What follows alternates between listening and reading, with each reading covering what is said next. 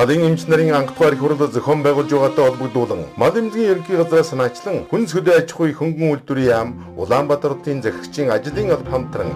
махны өргөтгсөн удалдааг 10 дугаар сарын 30-наас 11 дугаар сарын 3-ны дуустал нийслэлийн дөрвүүдэд зохион байгуулна. Баянгал дүүргийн хишиг удалдааны төвд ховд завхан өвөрхөнгай Баянзүрх дүүргийн жоокийн хөшөөний өмнөх талбайд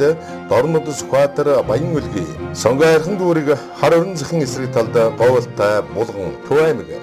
Сүхбаатар дүүргийн саруул удалдааны төвд Дорнгов Арангай Дархан уул Орхон аймаг Чингэлтэй дүүргийн амин хүнс удалдааны төвд Сэлэнг Төв Дунгов Хинти Хаанул дүүрэг Лавай удалдааны төвд Баян хонгор Хөвсгөл Өмнөгов аймгаас ирсэн махны үзэсгэлэн удалдаа зохион байгуулагдана. Санаачлагч мал эмзгийн ерөнхий газар зохион байгуулагч хүнс хөдөө аж ахуй хөнгөн үйлдвэрийн яам Улаанбаатарын захирагчийн ажлын алба